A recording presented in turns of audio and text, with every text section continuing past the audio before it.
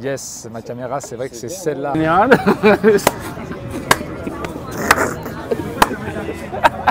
Et tout de suite, ça part en couille. Ouais, rouge c'est bon, et toi fais voir, bouge pas. Ouais, c'est bon. Pack, c'est parti. Bienvenue à Bordeaux pour cette toute première vidéo d'une longue série, je l'espère, on verra bien, sur un jour avec, ou 24 heures avec. Là, on est plus ou moins sur 24 heures, mais aujourd'hui, on va rencontrer Joe. Comment on va t'appeler? On va t'appeler Joe.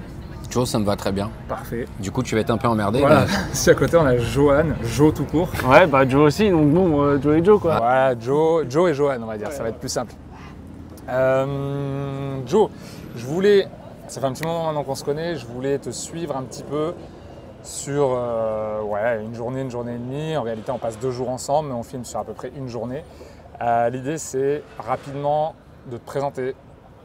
On va essayer de le faire rapide et concis, même si on va partir un peu de loin. Aujourd'hui, là, tu es à Bordeaux, on va en reparler après. Ces dernières années, déjà, qu'est-ce que tu faisais comme métier?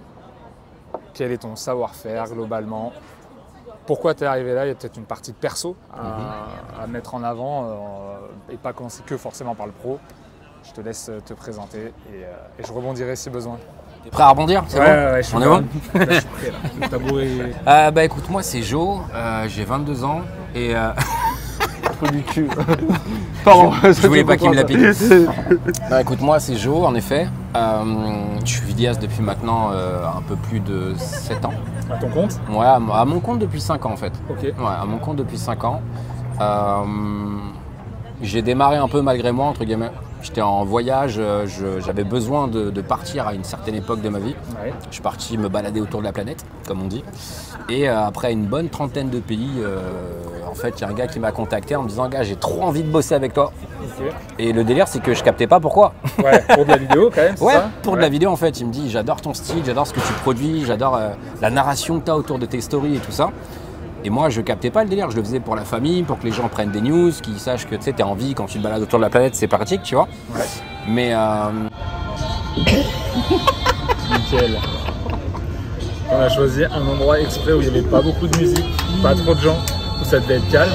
On s'est pas mis à l'intérieur à cause de la musique. Voilà, il y a des gens juste derrière qui nous regardent et qui sont morts de rire, peut-être qu'on les voit dans cette caméra. Mais voilà. On va continuer comme ça. On essaye, On va- Non, mais ça va si ça le va son faire. est pas ouf, vous pourrez le dire en commentaire, genre change de playlist. Vous pouvez même envoyer des mails au Gargalou, tu vois, leur disant les gars, la playlist c'était un peu abusé quoi. Sauf si le son vous tripez. C'est vrai qu'on l'a pas dit, mais merci aux Gargalou qui nous accueillent malgré eux aujourd'hui pour cette vidéo. On a juste demandé l'autorisation. Il n'y a rien d'officiel. Merci le Gargalou, je sais pas quelle caméra m'a regardé, mais bon après ça c'est pas grave. Ça passe. Allez. Donc ouais, en gros, je me retrouve j'étais en Colombie à ce moment-là et je reçois ce petit message en fait via Insta, tu vois. Donc tu avais déjà Instagram, tu faisais des stories principalement. Je faisais des stories principalement, Les réels quelques n'existaient pas à photos, cette tu époque vois. Non, pas de reels, il y avait des petites vidéos qu'on pouvait faire, ça s'appelait des IGTV en fait oui. à ce moment-là, où on pouvait pas encore dépasser les 1 minute, tu vois, mais on les avoisinait quoi. Ouais. Sauf qu'il fallait demander, tu vois, dans ta vidéo, penser à tourner le téléphone parce qu'on était encore mitigé dans le format horizontal, vertical, qu'est-ce qu'on fait, tu vois. Donc on jouait un peu avec ça. Et du coup, je suis là-bas en fait et je reçois ce fameux message. Je demande au gars, mais qu'est-ce que tu me trouves, mais en gros, qu'est-ce que tu proposes, tu vois, qu'est-ce que tu voudrais faire? Et il me dit, écoute, dès que tu rentres en France, moi je suis à Marseille, toi tu es à Paris, il faut qu'on se capte et je vais t'expliquer ce que je fais. C'est des voyages d'influence, je suis payé pour aller dans différents pays, faire la promotion, soit des activités, soit de la ville, soit des restos, enfin, tout ce qui me sort, ça me chauffe. C'est ça, c'est un mec qui avait déjà de la visibilité sur Ouais. les réseaux sociaux, qui avait déjà compris et un peu lancé ce système d'influence. Exactement. Donc être payé par rapport à ce que tu peux derrière faire comme pub au final Exactement. pour celui qui te paye. Et du coup, besoin de créer de l'image déjà à cette époque. On était à peu près en quelle année là? Bah tu reviens, 6 piges à peu près en arrière. Donc là on est en 2024. Ouais, donc 98. Ouais, T'es vieux. on fait de la vidéo mais on fait pas des maths. Non, écoute, ouais, j'ai son message et en fait, ça tombait à pic parce qu'en vrai, pour d'autres raisons plus personnelles que je préfère garder un peu, je devais aussi rentrer assez urgemment. Du coup, je fais mon retour ultra rapide, je gère ce que j'ai à gérer et je dis à ce mec dans la foulée, écoute, finalement, je suis là. Why not, tu vois? Faisons quelque chose. Et du coup, on a démarré avec Marmara, les clubs Marmara. On est parti en Sicile en fait, se faire une espèce de vie ma vie influenceur versus animateur. C'est un des premiers trucs que j'ai filmé. J'ai toujours des excellents liens d'ailleurs avec le club Marmara, etc. Les gars qui Les gèrent. en lien, c'est pas pareil. Pas à cette époque, Les ça marchait pas comme ça. liens. Et à la suite de ça, écoute, ça a été effet boule de neige. C'est-à-dire que ça a très bien marché. Ensuite, il a proposé qu'on aille au Canada. Mais les gens au Canada disaient ouais, mais genre en gros, on a plein de vidéastes qui sont déjà influenceurs. Et lui dit mais je veux pas un influenceur. Je veux un mec qui sait faire de la vidéo. Ouais, parce que c'est pas pareil. C'est pas la même, en fait. On mélange. Maintenant ces deux métiers. Bon. On mélange souvent création de contenu, community management, enfin, c'est comme si on faisait une tambouille avec tout ça alors que c'est des métiers vraiment différents, quoi. Ouais. Et du coup, bah, j'ai tracé là-bas et après tout s'est enchaîné. Après ça a été le Canada. Après le Canada, il y a eu la suite, il y a eu Chicago et tout le reste. Et on n'a pas arrêté jusqu'au moment où on s'est pris un truc magique qui s'appelle le Covid. Qu'est-ce que c'est le Covid? Voilà. Bah, même le son, je sais pas si t'as entendu, il a fait. Ouais. le Covid, il a fait non, même lui, il n'avait pas le droit. La musique, il n'avait pas le droit à Et l'époque. du coup, bah, comment tu fais pour. On te dit, ton métier, c'est de promouvoir des destinations, mais il faut que tu restes chez toi. Non, mais en gros, c'est là où il y a eu la petite tarte de tu fais quoi, tu fais comment. Et de là, bah, en fait, j'ai un peu rebondi avec ce qu'il y avait. Pendant le Covid, les gens sont bloqués chez eux, mais les commerces ne peuvent pas ouvrir non plus. Du coup, les commerçants. Les artisans même en fait pour viser large ont pris conscience de l'importance des réseaux sociaux pour continuer de communiquer en fait avec leur communauté, avec leur clientèle, etc. Ils ont capté que toute l'époque flyers et tout ce qui s'ensuit, bah, ça coûtait un bras, c'était pas très écolo. Et d'un autre côté, ça touchait pas forcément beaucoup de monde. Et ils ont appris petit à petit à se mettre en avant. Et c'est en jonglant sur ça que petit à petit, j'en suis venu au métier que je fais aujourd'hui. On va y revenir juste après. C'est une belle présentation, courte mais intense. On va basculer tout de suite Enchanté. Enchanté. sur Johan, Monsieur Gaden. Thomas. Qu'est-ce que tu fous là? Pourquoi tu es là aujourd'hui? Tu es vidéaste aussi? Ouais, À ton compte? c'est ça, tout à fait. Depuis combien de temps maintenant? Depuis 1 an maintenant. Un an, parfait. Avant, principalement, juste pour résumer, tu viens d'où? Tu étais au niveau professionnel, qu'est-ce que tu faisais juste avant? Alors au niveau professionnel, j'étais responsable de rayon dans un magasin de sport Ouais. pendant 4 ans à peu près. J'étais à Saint-Malo, ensuite je suis parti à Nantes et en fait ça s'est pas très bien fini pour moi parce que j'ai cumulé plusieurs burn-out qui ont fait qu'à un moment donné je n'arrivais plus en fait à faire mon métier correctement et donc du coup bah, c'était très compliqué entre la direction et moi. Donc moi j'ai décidé de partir. Et en fait, pendant 1 an, je me suis un peu cherché en mode, je sais pas quoi faire de ma vie, parce que clairement, moi, j'ai fait des études dans le sport et pas autre chose. Donc du coup, j'ai fait une formation de nutrition qui a duré 3 semaines, parce qu'au bout de 3 semaines, je me suis fait chier. Donc du coup, Après que tu quitté ton ancien ouais, boulot, après que j'ai quitté le taf, donc en fait, j'ai fait une formation, ça m'a pas intéressé, je l'ai abandonné. Et après, le but du jeu, c'était de repartir vers La Rochelle. Et du coup, en fait, j'ai pris le premier taf au hasard qui arrivait. Et j'étais après manager dans un Carrefour Market, le truc que je peux pas blairer au monde. Et, le poste ou le Carrefour? les deux. Mais bon, ça me permettait de descendre sur La Rochelle. Donc j'ai pris ce qu'il y avait. Et je me suis gravement blessé au dos. Et en fait, ça me permettait plus de faire le même métier que je voulais. Je pouvais plus porter des charges, je pouvais plus faire des trucs physiques. Et donc du coup, en fait, on m'a trouvé une solution dans une banque. On m'a proposé un CDI dans une banque. Et en fait, l'entretien s'était pas très bien passé, mais j'ai quand même eu le poste. Ok. Comble du truc. Ouais. Mais, C'est assez connu pour ça. mais voilà, donc du coup, j'ai quand même eu le poste, sauf qu'en fait, ils ont mis 1 mois avant de me trouver un endroit. Donc en fait, pendant 1 mois, je ne savais pas ce que j'allais faire, est-ce que j'allais accepter ou pas. Ah oui, Et en fait, ils t'embauchent sans trop savoir où te mettre. Ouais, Ils font voilà, leur stock un peu d'humains. Et en fait, Et après, non mais du coup en fait le truc c'est que voilà moi j'ai décidé à un moment donné en scrollant sur internet en fait j'ai vu une formation en ligne en mode si tu veux devenir monteur vidéo, tous les trucs qu'on voit sur Instagram et tout. Et en fait à ce moment-là je me suis dit mais en fait pourquoi pas quoi. Parce que je faisais du montage un peu pour mes parents, etc. Ouais voilà et puis je suis très fan de cinéma. Dans ma famille, on est très cinéma, j'adore le cinéma et en fait je me suis dit putain mais pourquoi je ferais pas ça, tu vois, monteur vidéo, ce serait de ouf. Et j'ai testé et j'ai kiffé et en fait j'ai refusé le poste en CDI rock. à la banque, ok. Je l'ai refusé, j'ai dit bah écoutez voilà, moi j'ai trouvé un truc qui me plaît vraiment parce que c'est aussi une de mes passions et j'ai envie de la concrétiser. Et à partir de ce moment-là, en fait tout s'est enchaîné. J'ai ouvert ma boîte, j'ai un pote à moi qui voulait faire des vidéos pour ses soirées DJ. Il m'a dit bah tu commences, nous on veut de la publicité, est-ce que tu peux faire des vidéos? Donc j'ai commencé à faire des vidéos, j'ai fait 2-3 vidéos pour l'été parce que des gens m'ont remarqué dans la ville. Donc du coup la mairie de la ville m'a remarqué et m'a demandé des vidéos. Comment elle t'a remarqué? Grâce aux vidéos que j'ai fait de DJ. Donc, dans ça a cette été même ville. publié, Ouais, la ville est tombée dessus, c'était Voilà. la même ville que là où c'est la même ville. DJ avait- C'était la même ville, ouais, exactement. Ok. Donc souvent, en fait, tu vois, si je me permets juste sur un truc, souvent quand tu es dans des grosses villes, etc., on se dit ouais, sur Paris, il y a du boulot, il y a des trucs et tout. C'est vrai qu'il y a du boulot, mais tu as énormément de concurrence aussi derrière. Quand tu es dans des plus petites villes, tu te dis ouais, mais moi, dans ma ville, il n'y a pas trop d'animaux. Dans toutes les villes, il peut se passer des trucs. Même dans la plus petite ville, en fait. De la visibilité dans une plus petite ville. Le volume potentiel de travail est inférieur, mais déjà, tu peux ressortir un peu plus du lot, je pense, par rapport au nombre d'habitants et au nombre de professionnels concurrents. Et ça peut te permettre des fois de basculer sur des opportunités, je pense. En fait, il faut se dire que dans nos métiers, souvent, tu peux aussi avoir des villes au niveau des mairies, etc. et tout, qui recherchent des talents comme les nôtres. Ouais. Le truc, en fait, c'est qu'ils savent même pas eux-mêmes où les chercher. Ouais. Donc en fait, je pense que si on pouvait donner une recommandation déjà aux gens qui ont envie de s'initier à tout ça, n'hésitez pas en fait à aller voir les mairies, à aller voir les gens autour de vous, tous les systèmes de communauté autour du jeu ou de ce genre de choses-là, en disant salut, juste voilà, je suis là, je démarre. Je suis pas fan moi du côté je vous fais de la gratuité en échange pour les premiers et tout parce que j'estime que tout travail en fait mérite salaire. Métier, mais ça peut faire l'objet d'une autre vidéo. Ouais, ça peut être sur un autre passage, mais en tout cas ouais, je pense que tu vois ce qu'il a fait, il était vraiment dans le mode passion, etc. et tout. Il s'est fait repérer derrière, mais tu sais on dit souvent la chance tu vas la chercher. Tu vois ce que je veux dire? Il en faut toujours, mais elle vient jamais seule. Exactement. Tu vois, pour moi, t'as été la chercher. L'exemple type du truc, l'exemple type de ce qu'il vient de te dire, c'est que j'ai fait des trucs de DJ, ensuite j'ai travaillé pour la mairie, je travaillais pour un restaurant où les DJ avaient mixé parce qu'en gros ils voulaient une vidéo, etc. Donc en fait j'ai fait, ça s'est enchaîné tout de suite. Et puis après je tombe sur une offre d'emploi de monsieur Herteler. Et en fait, à partir de ce moment-là, je me dis, bah, vas-y, j'aimerais bien, j'ai envie de tester, tu vois, parce que ça, en fait, ça me permettait de m'entraîner sur le côté vidéo, d'aller faire de la captation vidéo et derrière de faire du montage vidéo pour les réseaux sociaux. Yes, si on résume rapidement, Steven Herteler, un gros photographe vidéaste de Paris qui a un très beau studio, qui est très actif niveau photo, vidéo, influence aussi à son compte parce qu'il a une grosse communauté, a toujours plein d'idées, a toujours plein de projets.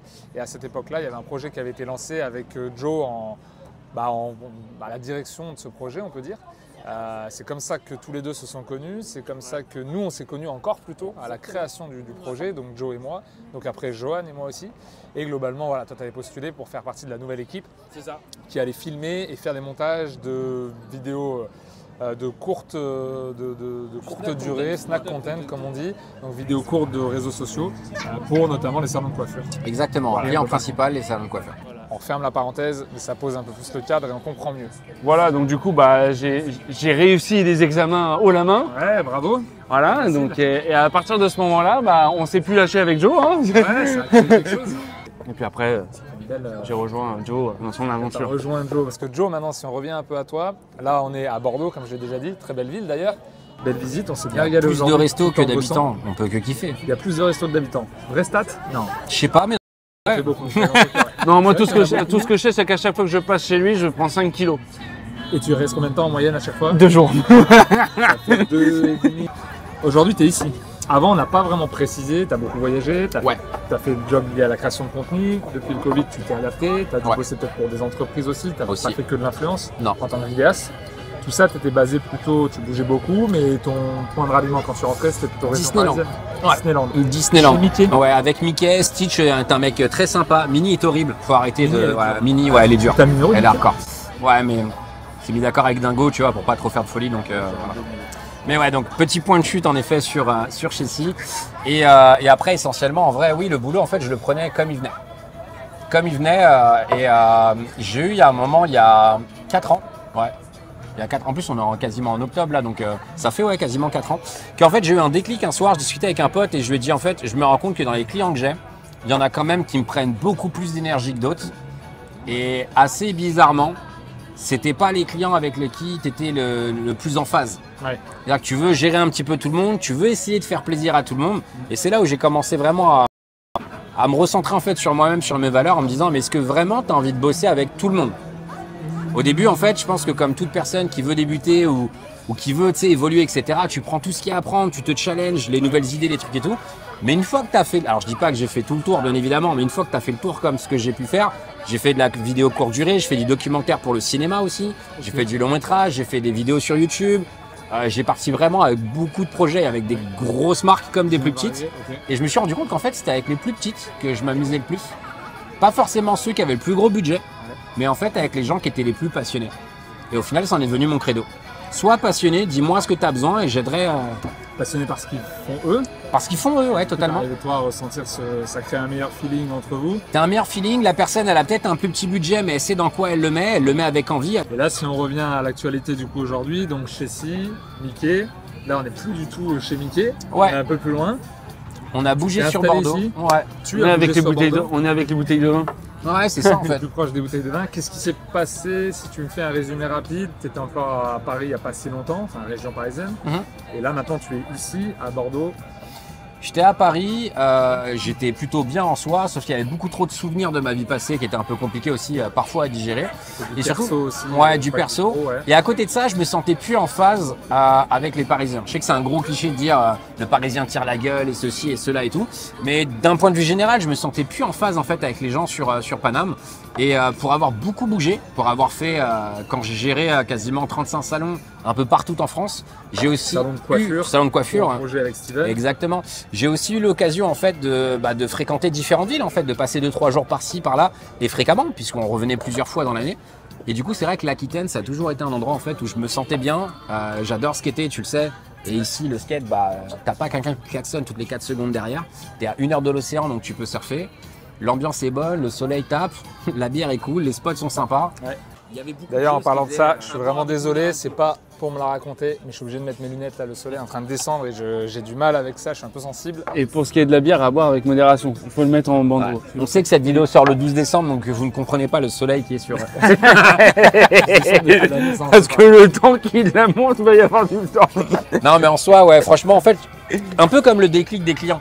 C'est vrai que j'ai pas fini tout à l'heure sur le truc des clients. Ce que je voulais dire, c'est que le déclic que j'ai eu, c'est de me dire est-ce que j'ai envie de bosser avec tout le monde? Non.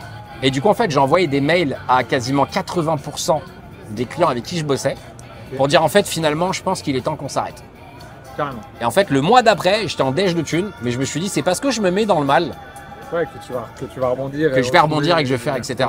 En fait, c'est Jobs, je crois, de mémoire, Steve Jobs, qui disait en fait, si tu te lèves un matin et que ça va pas, c'est pas grave. Si ça fait 2 matins, pose-toi des questions. Si ça fait 3 matins, il est temps que tu te bouges le fion en fait et que tu changes de truc. C'était un peu cette idée-là, tu vois. J'étais dans tout ce mood-là, j'étais bien entouré au niveau de mes amis, etc. et tout. Et clairement, en fait, en discutant librement, ça coulait de source en fait. Ouais. Arrête tout ça. Ça fait pas des clients des mauvaises personnes, juste on n'était pas en phase en fait. Et ce simple fait, je l'ai gardé aujourd'hui avec Johan ou avec d'autres. Le côté, je veux pas recruter tout le monde, je veux pas non plus bosser avec tout le monde. Si on est en phase sur un projet, on va faire des folies. Si on n'est pas en phase, c'est pas grave. Il y en a plein des vidéastes, il y en a plein des clients, tu trouveras la personne adéquate en fait. Ça c'est sûr, je pense que c'est important.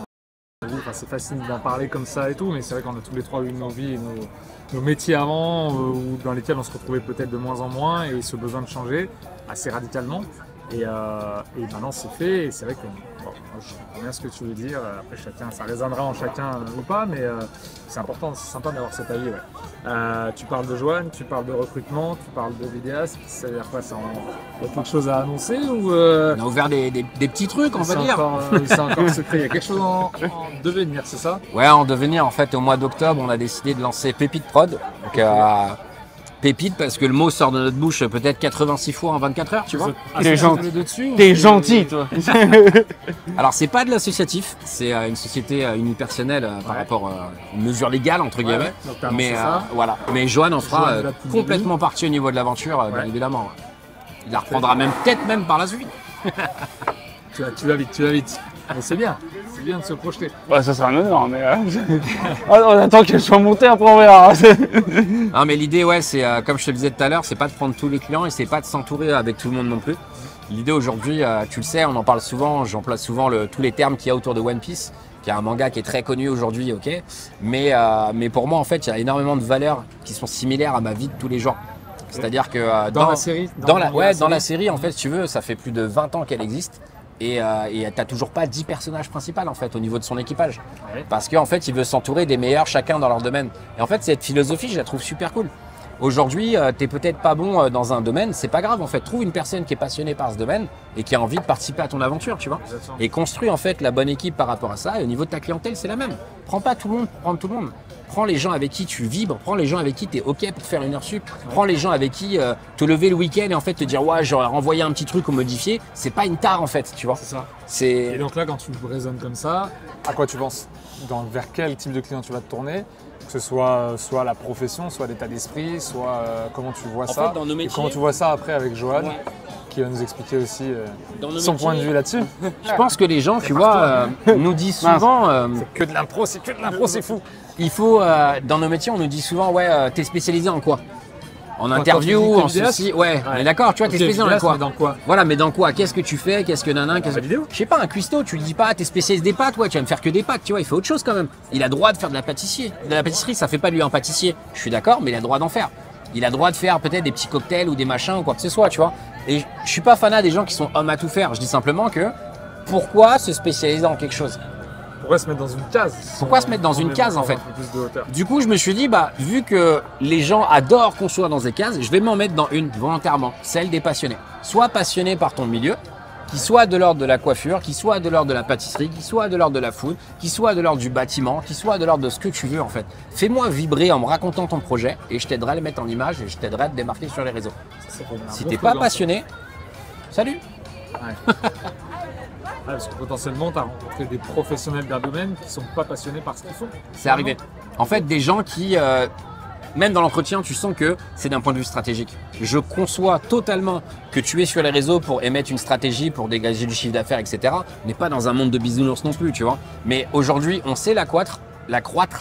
On a des chiffres qui le montrent, etc. Il n'y a aucun souci là-dessus. On est ultra transparent avec nos clients là-dessus. Mais c'est pas une baguette magique, tu vois. C'est pas en claquant des doigts, c'est pas en faisant 2 vidéos, c'est pas en faisant, c'est avec un travail de longue haleine, etc. Sur plusieurs mois, etc.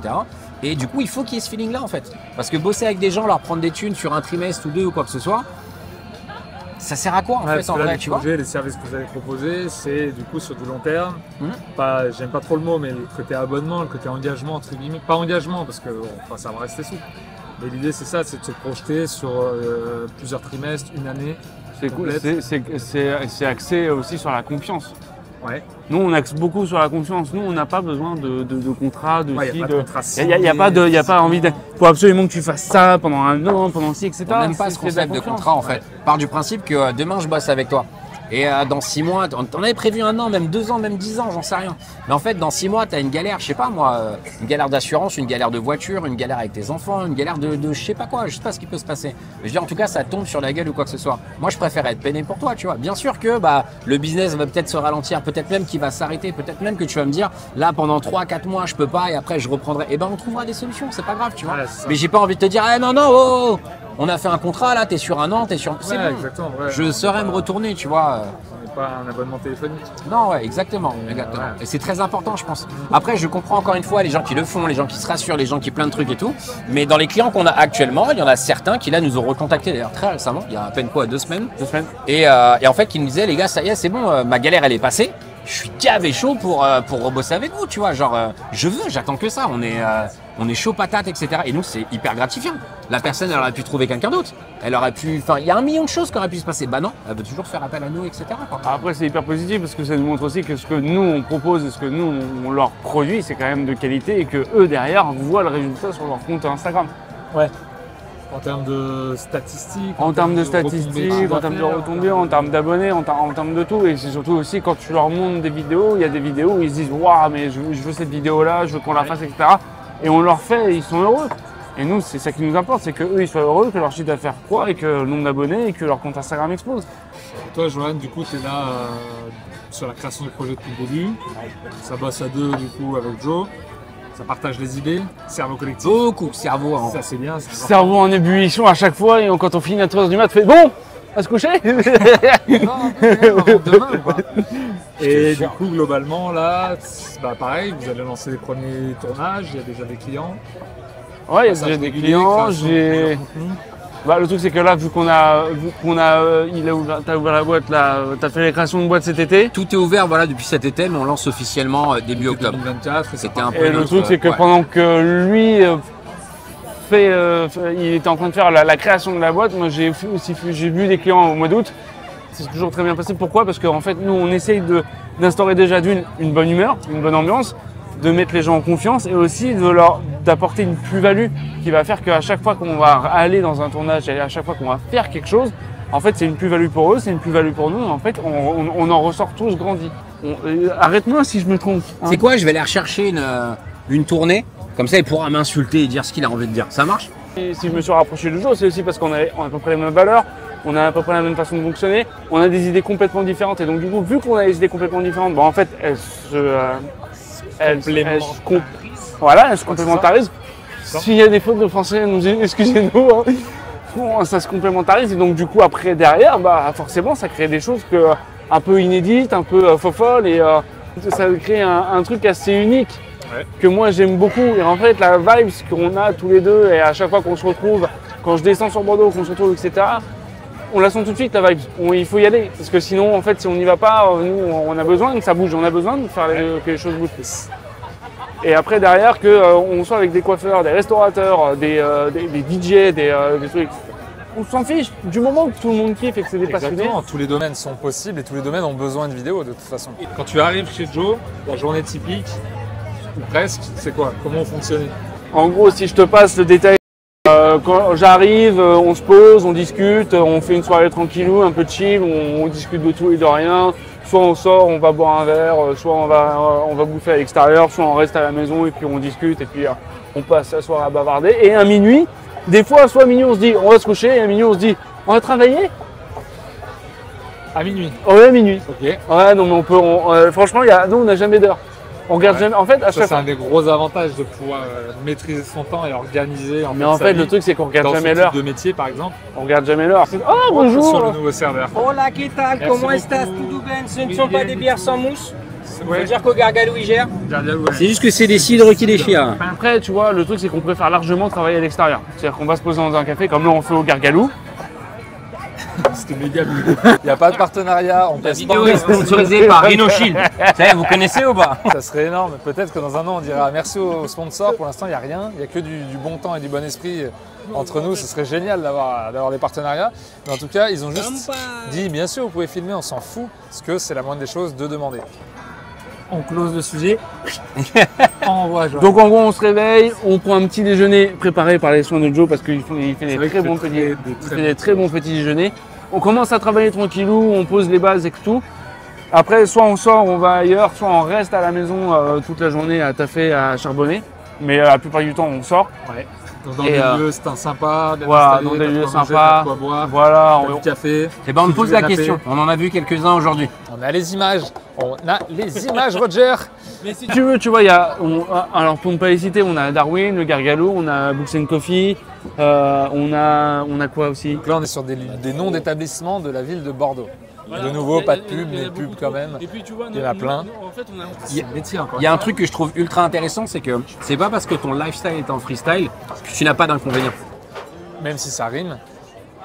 D'ailleurs, c'est même carrément le même mot. Donc bon, c'est attention. Il y a un truc là qui se passe.